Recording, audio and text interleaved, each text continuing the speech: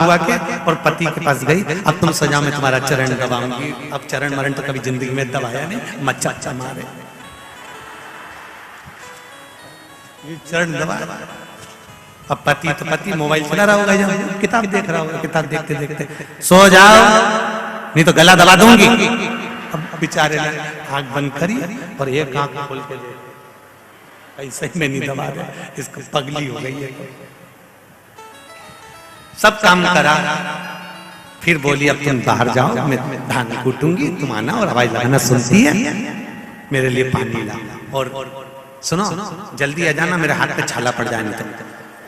और उसने जो कूटने के लिए मूसल ऊपर करा, इतने में पति आवाज लगाया, अरे सुनती है पानी ला दे, और इन्हें जो मूसल छोड़ा इन्हें करम पे पड़े, जो पड़ा। अरे भाई शिव पुराण कहती है जो दिल से किया जाए वो प्रथम। दिखावे से भगवान प्रसन्न नहीं होता, भगवान को दिखावा प्रिय नहीं है। भगवान को तो तुम्हारा केवल निष्कपट भाव से निर्मल मन सो मोहि भावा, भगवान को दिखावा नहीं, हृदय से तारक का सुर का मांगा भी तो क्या मांगा, प्राण छूटे शिव जी के पुत्र के द्वारा।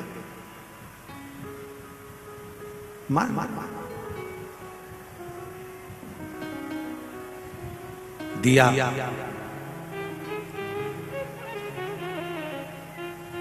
जान कर कुछ न किया जाए, अनजाने में जो हो जाए वो श्रेष्ठ है। भोजन का समय निकल गया, फलहार का समय निकल गया, एकादशी के दिन एक जन्म का पाप कटा, समय के बाद पाया 2 जन्म का पाप कटा। मान लो शाम तक फलहार नहीं मिला, रात हो गई, तब फलहार ग्रहण करने बैठी है। मान लो किसी कारण से लेट होती चली गई तो पाप भी कटता चले गया, किसी कारण से तो फिर जानकर नहीं, कारणवश रात हो गई, फलहार मिल गया, समझ लेना कहीं 7 जन्म का पाप होगा, कट गया 7 जन्म। पर निवेदन केवल इतना है कि उसमें आप मूल चीज एक ही बात कहती है पुराण की, इसमें हमने अच्छा देखा। कई लोगों की आदत होती है थोड़ा सा फलहार आने में देरी हो गई, क्रोध आ गया, क्रोध आ गया तो तुम्हारा व्रत बेकार हो गया।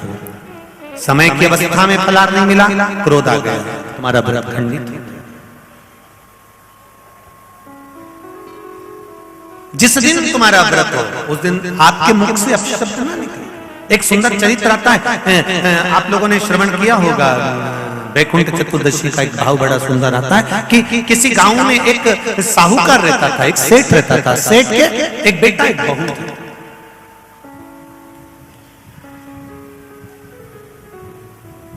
और बहू बेटा दोनों धर्मात्मा, दोनों पुण्यात्मा।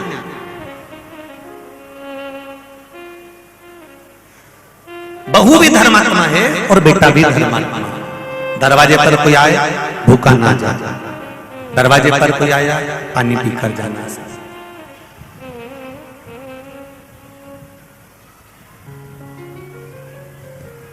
कोई खाली ना जाए, ऐसी बहू बेटा था। बहू ने नियम लिया, कार्तिक का महीना है, मैं स्नान करने के लिए जाऊंगी। ससुर जी से कहा, पिताजी मैं कार्तिक के महीने का स्नान करूंगी, परंतु मेरे साथ में थोड़ी सी परेशानी यह है कि मैं स्त्री हूं, मैं नारी हूं।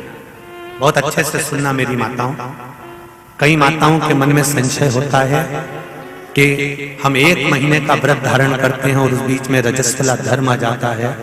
वो रजस्वला धर्म आता है तो हमारे महीने भर का नियम का क्या होता है। इस प्रसंग को थोड़ा ध्यान से सुनना, बार बार ये प्रसंग नहीं मिलेगा और पहले भी कथाओं में ये प्रसंग नहीं आया। आज बीकन गांव की हरिहर्ष महापुराण में ये प्रसंग आया है, तो जितने लोग आस्था पर सुन रहे हैं, जितने फेसबुक यूट्यूब पर सुन रहे हैं, इस प्रसंग को थोड़ा ध्यान से सुनना मेरी माता।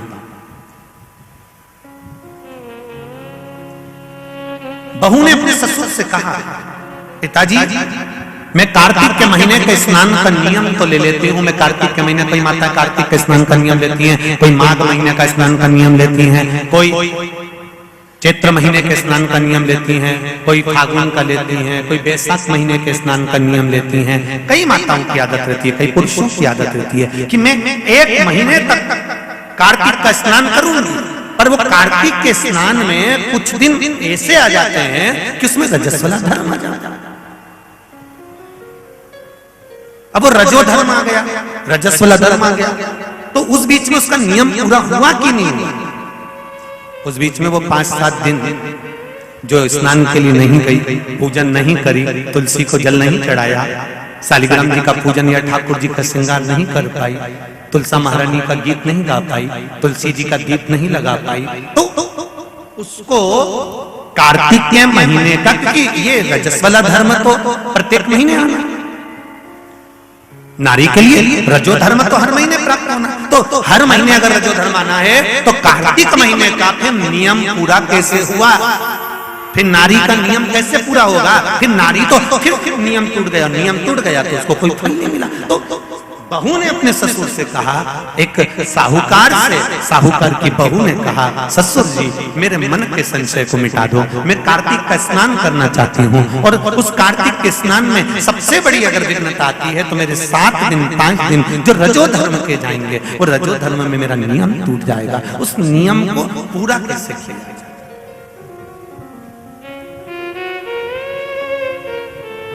वो नियम पूरा कैसे होगा?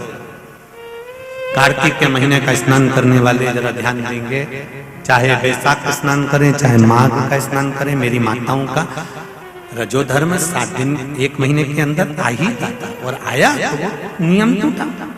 उस नियम को पूर्ण कैसे करा जाए? कहा,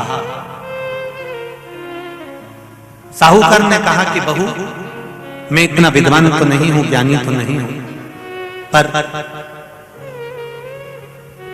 मैं मेरे गुरु से इस बात को स्मरण कर रहा हूं। अब बहू को कार्तिक का महीना आ रहा है, कार्तिक के महीने का उसको इंतजार था, वो इंतजार में बैठी है। मात्र कार्तिक आने में 8 दिन बचे। अब देखिएगा जरा आप में और उस बहू में क्या अंतर है। कार्तिक के महीने आने में 8 दिन बचते हैं तो आप पुताई चालू कर देते हो। बोलो सही है कि गलत है? कार्तिक आने में, दिवाली आने में जब 8-15 दिन रहते हैं तब तुम पुताई चालू कर देती हो, सफाई चालू कर देती हो, ये काम चालू कर देती हो, वो काम चालू कर देती हो, सारे काम तुम्हारे कार्तिक का महीना आने के समय पर चालू हो जाता है। और बहू सफाई नहीं पूछ रही, साफ सफाई पर ध्यान दे रही है, पर ऐसा नहीं कि साफ सफाई नहीं कर रही, पर उसका ध्यान वही कार्तिक के महीने के स्नान में लगा हुआ है। आज बहू 8 दिन बचे और बहू का भोजन छूट गया, उसका भोजन नहीं, भाई ने कहा अंदर जाइए। किसी चीज को पाने की जब तमन्ना होती है ना तो खाना पीना छूट जाता है। ये नागेश्वर मंदिर महिला मंडल से पूछ लेना, जब तक कथा चालू नहीं हुई होगी तब तक इस महिला मंडल से और इनके जितने जजमान हैं उनकी धर्म पत्नियों से और जजमान से, चाहे वो मुख्य यजमान हो चाहे जो भी हो, उनसे पूछना जब तक कथा चालू नहीं हुई होगी तब तक इनको रात भर नींद नहीं आ रही होगी, इनका बीपी ऊंचा नीचा हो गया होगा, निश्चित। पर कथा चालू हो गई और पहला दिन जब कथा का हो गया तब ऐसी सोई होगी कि राम अब सुकून मिला कि कथा चालू, कथा प्रारंभ। बहू की नींद चली गई, उसको भोजन नहीं भाया, नींद गई, भोजन भाया, बड़ी दुखी। साहूकार को कोई मिला चाहे ना मिला, इस बहू की आंख का अश्रु तुलसी के क्यारे के पास गिर गया। तुलसी के क्यारे के पास आंसू गिरा अश्रु गिरा। एक बात बहुत ध्यान देना, मेरी एक निवेदन करना चाहूंगा इस व्यासपीठ से। शादी की जल्दबाजी में 2 जगह पर दिया लगाना कभी नहीं भूलना चाहिए। शादी की जल्दबाजी में 2 जगह पर दिया लगाना कभी नहीं भूलना चाहिए। एक, कन्या विवाह कर कर जब अपने पिता के घर से जा रही हो तो तुलसी के क्यारे में दिए के अंदर फुल घी भरकर दिया लगाकर अवश्य जाना चाहिए, तो बाप के घर में लक्ष्मी की कमी नहीं आती है। दूसरा दीप, लड़की डोली में बैठकर, गाड़ी में बैठकर जब ससुराल में पहुंचे, ससुराल की दहली में जब वो पांव रखे अंदर घर में, घर के अंदर सबसे पहले तुलसी के क्यारे के पास बहू को ले जाना चाहिए और मिट्टी का दिया पूरा घी से भरा हो और वहां पर दीप बहू के हाथ से लगवाना चाहिए। उसका कारण होता है ससुर के घर में कभी संपदा की कमी नहीं आती। ये 2 जगह घृत भरे हुए दीप की महत्वता कही गई। और हम इतने विचित्र हैं कि महिला संगीत के चक्कर में, माता पूजन के चक्कर में, सारे फंक्शन के चक्कर में, मेहंदी और हल्दी के चक्कर में हम जब घर के भगवान को ही भूल जाते हैं तो दिया कौन याद करेगा? बोलो सही है कि गलत है? घर के भगवान को भूल जाते हैं महिला संगीत के चक्कर में। हम थोड़ा सा घर के चक्कर में भगवान को भूल जाते हैं कि हमारे यहाँ मेहंदी हो रही है, हमने भगवान को बिठाया मेहंदी में। हमारे यहाँ हल्दी का कार्यक्रम हो रहा है, भगवान को बिठाया हल्दी के कार्यक्रम। महिला संगीत में भगवान का सोफा लगाया तुमने, एक सिंहासन रखा भगवान का, तुम सब तो बैठे थे, भगवान के लिए भी एक जगह रखो कि भगवान मेरे घर का यहाँ बैठेगा, वो देखेगा, उसको बिठाओ। नहीं, तो हम दिया कहाँ याद रखते, पर नियम बना दो। भीकन गांव की इस पावन धरा से जितने लोग आस्था चैनल पर कथा सुन रहे हैं, जितने फेसबुक यूट्यूब पर कथा सुन रहे हैं, एक नियम बनाओ कि घर से बेटी ससुराल कर जब विदा हो रही हो तो पहले घृत का भरा हुआ दीप तुलसा महारानी में लगा होना चाहिए, और जब बहू घर में प्रवेश कर रही हो तब माटी के दिए में घी भरा हुआ और वो घृत भरा हुआ दिया तुलसा महारानी को लगना चाहिए। ना बाप के घर में पैसे की कमी होगी, ना ससुर के घर में कमी होगी, संपदा बढ़ेगी। पर दिया कैसा होना चाहिए? उसमें घृत पूर्ण भरा, भले घी झलक रहा चले पर घी खाली नहीं होना चाहिए, घृत की पूर्ण।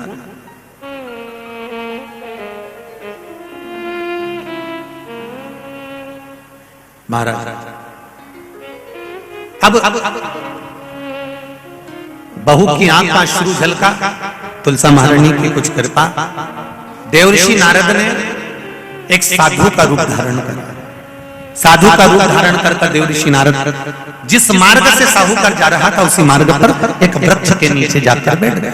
वृक्ष के नीचे बैठे और बैठते ही साहूकार ने देखा कि बहुत पहुंचे हुए बाबा लग रहे हैं, चंदन का तिलक लगा है, कंधे पर यज्ञोपवीत पड़ा हुआ है, बड़ी बड़ी जटा झूठ है, मुख पर कुछ तेज पुंज है, बड़ा प्रकाश दिख रहा है, रुद्राक्ष की गले में माला पड़ी हुई है, हाथ में तुलसी की माला धरी हुई है। और साहूकार ने जाकर हाथ जोड़कर निवेदन करा, बाबा जी, ओ बाबा जी, मेरे मन के संशय को मिटा दीजिए। बाबा जी ने पूछा क्या बात है बाबा? साहूकार जी बोले मेरे बहू के मन का संशय है, नारी जब कार्तिक के महीने का स्नान करती है या माघ महीने का स्नान करती है या वैशाख महीने का स्नान करती है या चैत्र महीने का स्नान करती है, नारी जब पूर्ण 1 महीने का स्नान करती है तो बीच में जो रजस वाला धर्म आ जाता है, नारी 5 दिन 7 दिन जो काम नहीं कर पाती है वो रजो धर्म के समय पर, रजस वाला धर्म के समय पर उसका 1 महीने का नियम खंडित हो जाता है। तो वो खंडित हुआ नियम पूर्ण कैसे हो उसका वर्णन आप मुझे बता दीजिए। वो नियम मुझे बताओ।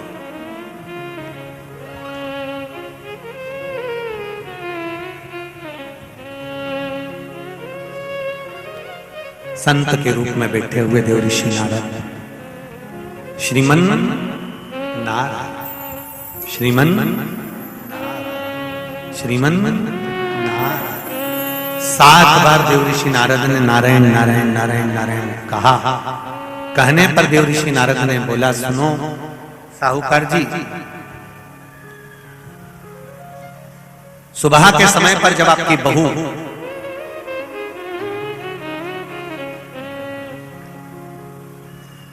मंदिर की ओर जाए तो उसको इस मार्ग की ओर लेकर आना। मैं आपको ज्ञान उपदेश दूंगा और वो ज्ञान उपदेश आप बहू को श्रेष्ठ दे पाए ना दे पाए, वो बहू सम्मुख में बैठकर सुनेगी तो उसको प्राप्त होगा। ये देखो वही कथा आ गई।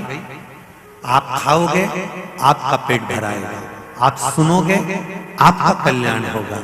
बेटों बेटियों को लेकर आओ, बहुओं को लेकर आओ, बच्चों को लेकर आओ, उनके सुनने से उनका लाभ, उनका लाभ।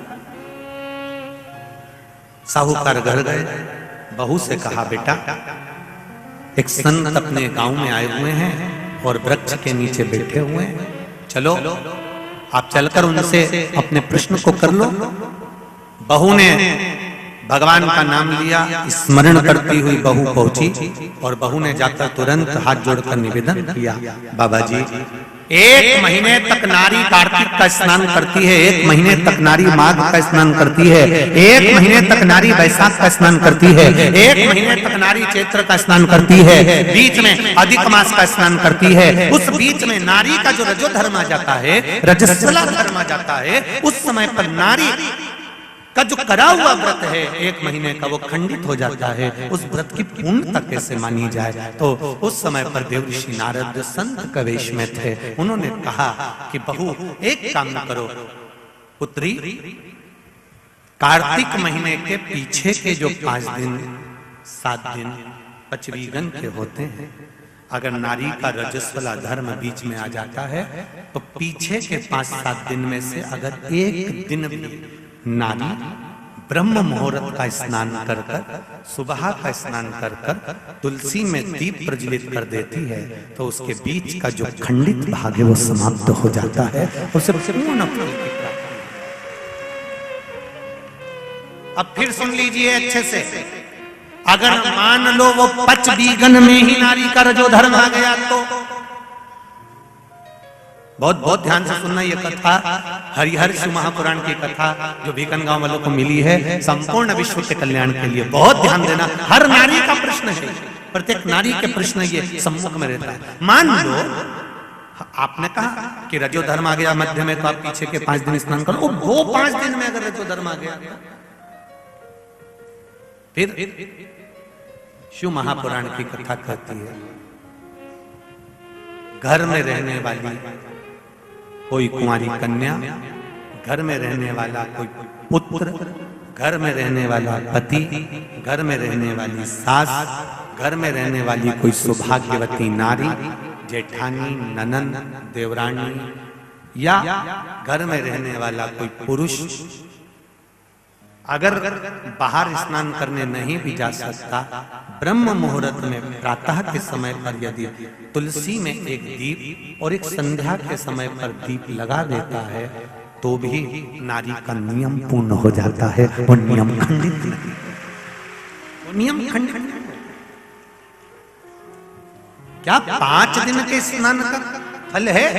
हाँ, और तुझे मौका मिलेगा तो तुझे समझ में आएगा। देवऋषि नारद ने बस इतना कहा, उसका फल क्या है तुझे मौका मिलेगा जब मालूम पड़ेगा। तब बहू को समझ में नहीं आया कि आखिर ये सब क्या कहा। देवऋषि नारद कहकर चले गए। साहूकार की बहू रोज प्रातः का कार्तिक का स्नान करने लगी। कार्तिक का स्नान रोज बहू करती, रोज ब्रह्म मुहूर्त में स्नान कर आती। बहू को नहीं मालूम कि नगर के राजा का लड़का युवराज अपनी पत्नी के साथ स्नान करने आता। राजा और रानी भी स्नान करने आते हैं, युवराज अपनी धर्मपत्नी के साथ स्नान करने आता है। आज युवराज को बड़ा बुरा लगा। युवराज ने देखा कि मैं घाट पर नहाने के लिए आता हूं पर यह घाट गीला कैसे हो जाता है? मतलब मेरे स्नान के पहले कोई स्नान कर रहा है, मेरे स्नान के पहले कोई स्नान कर रहा है। मुझे ऐसा लगता है जरूर कोई ना कोई आता है। युवराज ने, राजा ने अपने नगर के सैनिकों से बोला, पता लगाओ कि सुबह स्नान करने कौन आता है। सैनिक लगते उससे पहले ही साहूकार की बहू स्नान कर कर चली जाती। दिखाई नहीं दिया, समझ नहीं आया। आखिरी के 7 दिन बचे थे, 8 दिन बचे थे राजा के दूत ने फिर युवराज ने कहा मुझे पता लगा कर बताओ फिर मेरे स्नान के पहले कौन स्नान करता है, घाट को गीला कौन कर देता है। क्रोध में आकर कहा मालूम नहीं पड़ पाया। एक दिन रानी को, इस साहूकार की बहू को मालूम पड़ा कि युवराज मेरा पता कर रहा है, मेरा पीछा कर रहा है, तो बहू ने तुरंत सुबह जल्दी स्नान करा और भागी। भागते समय उसके गले की माला और पांव की एक मोजड़ी छूट गई। माला और मोजड़ी छूट गई। माला मोजड़ी छूटी, चली। राजा को वो माला मोजड़ी मिल गई। उसने मन में विचार करा मोजड़ी इतनी सुंदर, माला इतनी सुंदर, तो जो इसको पहनती होगी वो कितनी सुंदर होगी। राजा ने अपने दूतों से कहा जाओ, जिसकी ये मोजड़ी और माला है इतनी सुंदर है तो वह नारी कितनी सुंदर होगी, उसको 5 रात्रि मेरे पास में लेकर आ, उसको मैं 5 रात्रि अपने यहां रखूंगा। शब्द सुना, खबर पूरे गांव में लग गई। साहूकार की बहू के कानों में भी शब्द पहुंच गया। कार्तिक का महीना चल रहा था तो बहू ने भी कह दिया मैं राजा के यहां पर 5 रात्रि रहने को तैयार हूं, पर शर्त मेरी एक है, ब्रह्म मुहूर्त का स्नान करते हुए अगर राजा मेरे को मुख देख लेगा तो मैं उसके यहां रह लूंगी।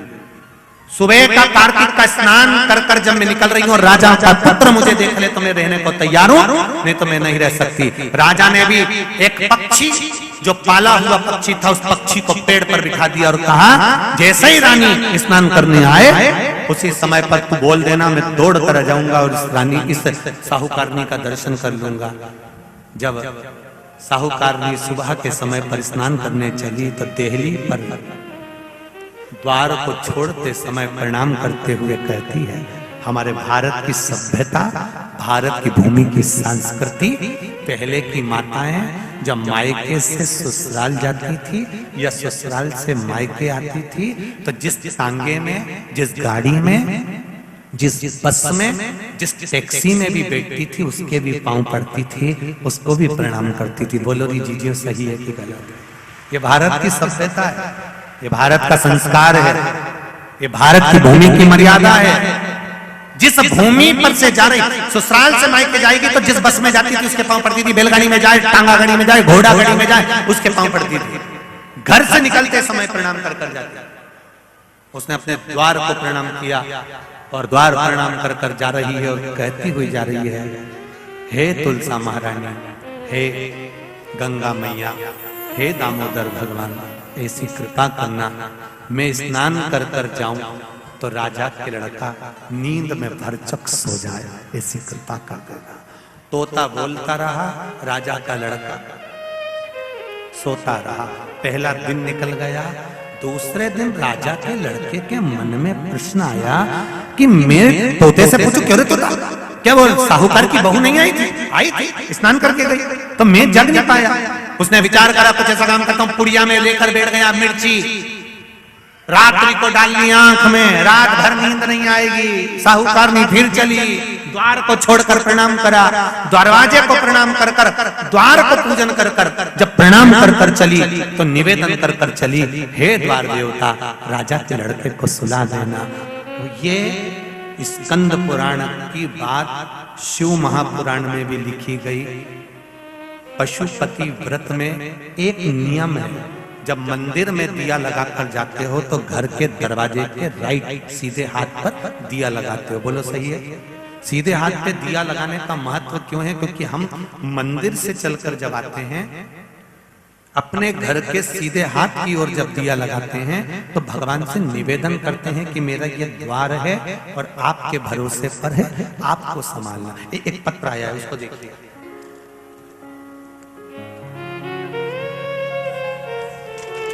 दिया लगाने का कितना लाभ और उसका महत्व देखिए।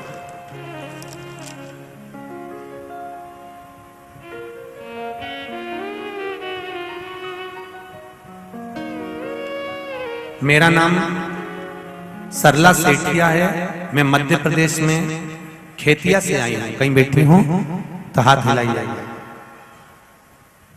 कहीं बैठी हूं तो दोनों हाथ अवश्य हिलाइएगा, जहां कहीं भी बैठी हूं। अच्छा आप उधर हैं, दोनों हाथ हिला देगा। श्री शिवाय नमस्तुभ्यम, श्री शिवाय नमस्तुभ्यम। मेरा नाम सरला सेठिया है, मैं मध्य प्रदेश के खेतिया से आई हूं।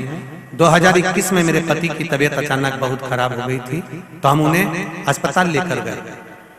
डॉक्टर ने रिपोर्ट निकाली और बताया कि इनकी किडनी में 14% ही काम कर रही है किडनी। डॉक्टर ने दवाई दी और 1 साल तक दवाइयां चलने का बोला।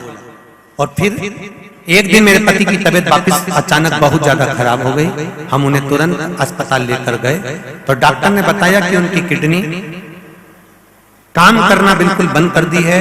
हफ्ते में 2 बार डायलिसिस चालू करना पड़ा। हफ्ते में 2 बार जैसे डायलिसिस करना पड़ेगा, हम उनको हफ्ते में 2 बार डायलिसिस करवाने अस्पताल ले जाने लगे, किंतु उनके स्वास्थ्य में कोई बदलाव नहीं आया। डायलिसिस तो चालू हो गया पर बदलाव नहीं आ पाया। जब उनके स्वास्थ्य में बदलाव नहीं आया, फिर मैंने भगवान शिव के 5 पशुपति व्रत करना प्रारंभ कर दिया। 5 पशुपति व्रत करते करते मैंने नियम बनाया कि मैं सीहोर जाऊंगी और रुद्राक्ष लेकर आऊंगी। सीहोर आई, वहां से रुद्राक्ष लेकर आई और मैंने 5 पशुपति व्रत जब करती, एक दिया अपने दरवाजे पर लगाती और भगवान से प्रार्थना करती कि इनका डायलिसिस बंद करवा दो। सीहोर पहुंची, रुद्राक्ष वितरण बंद था। वहां पर जाकर निवेदन करा कि स्वास्थ्य खराब है, एक रुद्राक्ष दे दो। तब वहां के कार्यकर्ता ने एक रुद्राक्ष दिया। वो रुद्राक्ष का पानी शिवजी को चढ़ाती और इनको पिलाती। भगवान की कृपा से एक बेलपत्र रोज खिलाती और आज धीरे धीरे स्वास्थ्य ठीक हो गया। उनका डायलिसिस पूर्ण तरह से बंद हो गया है। धोख लगाने के लिए हम लोग यहाँ पहुंचे हैं। उनका डायलिसिस बंद हो गया। आए हैं साथ में श्री शिवाय नमस्ते, बैठिए। हर हर महा। उनका डायलिसिस पूर्ण तरह से बंद हो चुका है और अब वो ठीक हो गए हैं। डॉक्टर बोल रहा है कि इनकी किडनी ने काम करना प्रारंभ कर दिया। कई माताओं ने अंदर भी पत्र भेजे कि गुरुजी आप रुद्राक्ष बढ़वाइए। मना नहीं है रुद्राक्ष देने के लिए, रुद्राक्ष तो है ही औषधि। और कुबेरेश्वर धाम का रुद्राक्ष तो हम पहले भी कहते हैं कि वो औषधि के रूप में है।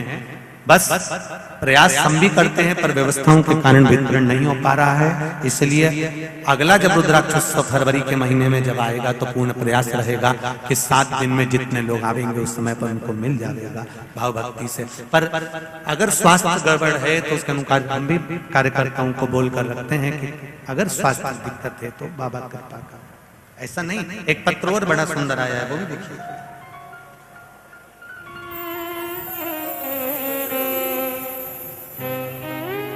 लड़के का फोटो भी लगाया उन्होंने, देखिए। ये फोटो में कैमरे वालों से कहूंगा कि इस बालक का फोटो भी अवश्य दिखाएं।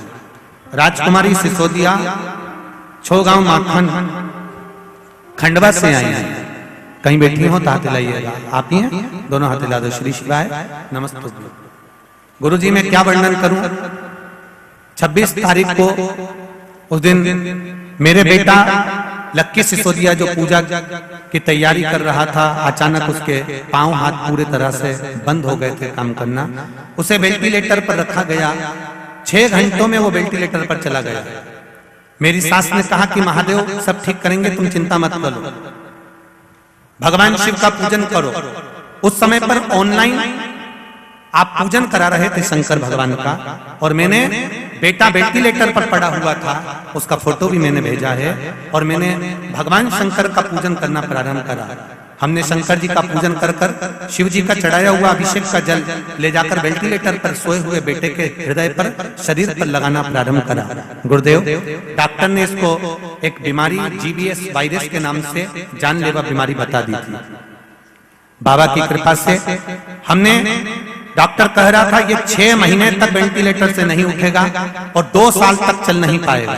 गुरुदेव आपने जो अभिषेक करवाया था उस अभिषेक के जल से मेरे बेटे के शरीर पर लगाया तो दूसरे दिन ही उसको आराम लग गया और मेरा बेटा चलना भी प्रारंभ कर दिया। उसकी सारी जांचें अच्छी आई है।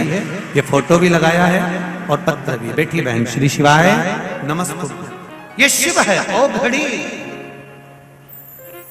दयालु। बहू ने नियम ले लिया कि दिया लगाने से पहले बहू जाती, सुबह प्रणाम करती द्वार को, और द्वार को प्रणाम करने के बाद वहां से निवेदन कर कर जाती है, दरवाजे पर से प्रणाम कर कर जाती है। आपसे भी निवेदन है जितने लोग कथा सुन रहे हो, जब कथा पूरी हो जाया करे, कथा की आरती हो जाए, जब यहां से उठ कर जाओ तो बैठी हुई जगह को प्रणाम कर कर जाना और निवेदन कर कर जाना कि मैंने तेरे भरोसे पर कथा सुनी है भोलेनाथ। मैंने सुना है तू कंकर शंकर के रूप में शिव महापुराण में रहता है, मेरी मन की कामना पूर्ण करना। ये बाबा से निवेदन, जैसी आरती हो, आरती के बाद में आप लोग अपना द्वार जाओ, अपने घर जाओ तो उसको प्रणाम कर और उसको कहकर जाओ, मेरे देवाधिदेव महादेव मैं मेरे घर जा रही हूं, तेरी कृपा होगी, मैं जानती हूं कि मेरा भंडार तू भरे, कोई दूसरा नहीं। भक्ति तू देगा, मुक्ति तू देगा, शक्ति तू देगा। उसको निवेदन कर प्रणाम कर कर महाराज। दूसरे दिन उसने मिर्ची डाली राजकुमार ने, तो भी उसकी नींद लग गई। तीसरे दिन उसने अपने शरीर पर कट लगा लिया कि इसकी जलन होगी तो नींद नहीं आएगी, मालूम पड़े तो भी नींद आ गई। चौथे दिन उसने आगी जलाकर बैठ गया तो भी नींद आ गई। पांचवें दिन भी उसको नींद आ गई। 5 दिन तक उस साहूकारनी का मुख नहीं दिखा। राजकुमार घर चले गया, गुस्से में लाल हो गया, शरीर में एक रोग हो गया, शरीर कोड़ी हो गया, टपकने लगा, खाल गलकर गिरने लगी। राजा को चिंता लग गई, मेरा इकलौता लड़का, और उसकी शरीर की काया बिगड़ गई, उसकी काया समाप्त हो। साहूकार की बहू को नहीं मालूम, साहूकार की बहू तो अपनी भक्ति में, अपने स्मरण में, अपने आनंद में लगी हुई थी, उसको मतलब नहीं, वो तो अपनी अलमस्तता में, अपनी मस्ती में लगी, अपने भजन में। 5 दिन जो मिले हैं भगवान की भक्ति के, उसमें डूबी हुई है, उसे कोई मतलब लगी हुई।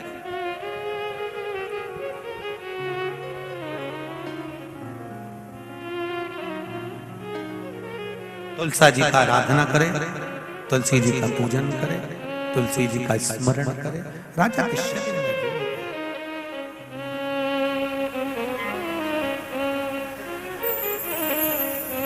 अरे धीरे धीरे चलो सखी, धीरे धीरे चलो सखी, तुलसा का मंदिर देखेंगे। धीरे धीरे चलो सखी, तुलसा का मंदिर देखेंगे।